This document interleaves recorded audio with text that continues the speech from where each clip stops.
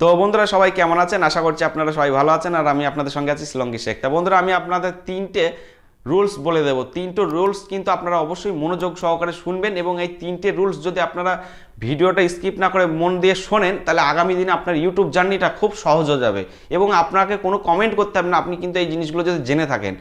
এই জন্য আমি কিন্তু আপনাদের সামনে এই ভিডিওটাকে আজকে নিয়ে এলাম। তা আমাদের প্রথম যেটা, আমাদের তিনটে রুলস বলেছিলাম, তার মধ্যে প্রথম নাম্বার 1 যেটা, সেটা হচ্ছে যে আমাদের একটা মোবাইল দিয়ে কটা ইউটিউব চ্যানেল চালাতে পারবো। এটা আমাকে অনেকেই কমেন্টও করেছেন, অবশ্য অনেকেই কমেন্ট করেছেন যে একটা মোবাইল দিয়ে কটা ইউটিউব চ্যানেল চালানো যায়। তা আমি আপনাদেরকে বলে দিই যে আপনারা অবশ্যই একটা মোবাইল দিয়ে একাধিক ইউটিউব চ্যানেল চালাতে পারবেন। কোনো নিষেধাজ্ঞা নেই যে আপনার একটা মোবাইল দিয়ে একটাই চ্যানেল চালানো যাবে, এই ধরনের কোনো নিষেধাজ্ঞা নেই।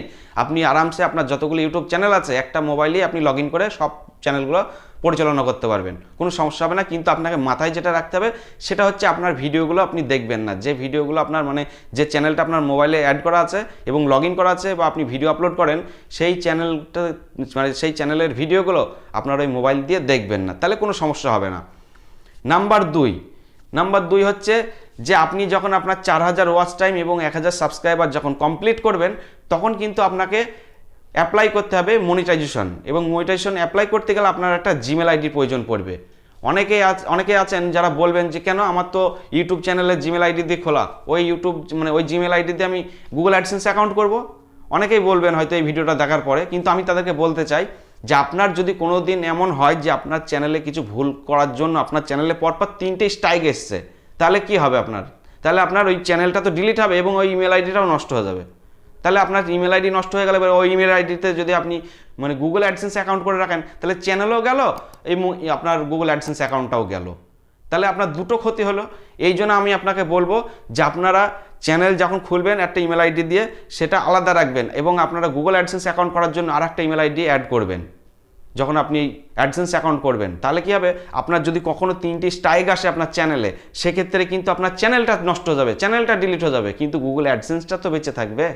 এটাই হচ্ছে কথা। তখন কি হবে, আপনি আবার একটা চ্যানেল খুলবেন, সেটাকে আপনার 4000 ওয়াচ টাইম এবং আপনার 1000 সাবস্ক্রাইবার যখন করে ফেলবেন, তখন কিন্তু আপনাকে দ্বিতীয়বারে কিন্তু আপনাকে গুগল অ্যাডসেন্স অ্যাকাউন্ট করতে হবে না, এবং আপনার গুগল অ্যাডসেন্স অ্যাকাউন্টে যে ডলারগুলো জমেছিল চ্যানেল ডিলিট হওয়ার আগে, সেই ডলারগুলো কিন্তু আপনার থেকে যাবে। এবার আপনার যদি ওই চ্যানেলের সাথে যদি লিঙ্ক করা থাকতো ওই একই ইমেল আইডি দিয়ে, তাহলে ডলারগুলো তো সব শেষ, তাই না? আপনার তাহলে খাটনিটাই তো ফালতু হয়ে যেত। এই জন্য আপনাকে বললাম যে আপনি দুটো ইমেল আইডি খুলবেন, একটা চ্যানেলের জন্য, একটা গুগল অ্যাডসেন্সের জন্য, যাতে আপনার চ্যানেলে কোনো দিন যদি ডিলিট হয় তাহলে সেক্ষেত্রে কিন্তু আপনার গুগল অ্যাডসেন্স অ্যাকাউন্টটা সেভ থাকবে। এটা গেল নাম্বার 2 হয়ে গেল। এবার নাম্বার 3 হচ্ছে আপনার যে আপনি যখন গুগল অ্যাডসেন্স অ্যাকাউন্ট খুলবেন, যার নামে খুলেছেন সেটা কিন্তু অবশ্যই মাথায় রাখবেন যে আপনি কার নামে খুলেছেন। যার নামে আপনি গুগল অ্যাডসেন্স করেছেন তার নামে কিন্তু আপনার দ্বিতীয়বার গুগল অ্যাডসেন্স অ্যাকাউন্ট হবে না। একটা ব্যক্তির একটাই গুগল অ্যাডসেন্স অ্যাকাউন্ট হয়, একটা ব্যক্তির নামে হাজারো কিন্তু ইউটিউব চ্যানেল হবে, কিন্তু গুগল অ্যাডসেন্স অ্যাকাউন্ট একটাই হবে। তাই আপনাকে মাথায় রাখতে হবে যে আপনি কার নামে গুগল অ্যাডসেন্স খুলে রেখেছেন। এটা যদি না মাথায় রাখেন, তাহলে আগামী দিনে যদি তার নামে দ্বিতীয়বার আবার যদি করেন, তাহলে কিন্তু আপনার তখন রিজেক্ট করে দেবে ইউটিউব। তাহলে সেটা কি ভালো লাগবে? একদমই না। তাই আপনারা মাথায় রাখবেন যে আপনি কার নামে গুগল অ্যাডসেন্স অ্যাকাউন্ট করে রেখেছেন। যদি আপনার তার নামে গুগল অ্যাডসেন্স অ্যাকাউন্ট চালাচ্ছেন, তাহলে আপনার আর যদি আরেকটা চ্যানেলে যদি ক্রাইটেরিয়া সমস্ত 4000 ওয়াচ টাইম 1000 সাবস্ক্রাইবার যদি এগুলো কমপ্লিট হয়ে যায়, তাহলে কী হবে, আপনার মনে থাকলে আপনি আরেকবার একটা চ্যানেল গুগল অ্যাডসেন্স অ্যাকাউন্ট করবেন, তখন কি করবেন, আপনার ওই যার নামে করেছিলেন আগেরটা তারটা বাদ দিয়ে আরেকজনের নাম দিয়ে করবেন গুগল অ্যাডসেন্স অ্যাকাউন্ট। আর বেনিফিট আপনি ওটাই পাবেন যে আপনার চ্যানেলে যদি কখনো পরপর 3টি স্ট্রাইক আসে বা চ্যানেল যদি কোনো সময় টার্মিনেট হয়ে যায়, তাহলে কিন্তু আপনার গুগল অ্যাডসেন্সটা বেঁচে যাবে, এবং আপনার যে খাটনির ডলারগুলো, যে খাটনি করে আপনি ভিডিওগুলো বানিয়েছেন সময় নষ্ট করে ইউটিউবে, সেই ডলারগুলো আপনার বেঁচে যাবে। এবং আপনারা অনেকেই আছেন যে যে জিমেল আইডি দিয়ে ইউটিউব চ্যানেল করেছে এবং সেই ইমেল আইডি দিয়ে আবার গুগল অ্যাডসেন্স অ্যাকাউন্ট করেছে, তাহলে কি হচ্ছে, তখন আপনার চ্যানেলে যদি কখনোই ডিলিট হয়ে যায়, তার সাথে কিন্তু আপনার গুগল অ্যাডসেন্সটাও ডিলিট হয়ে যাবে।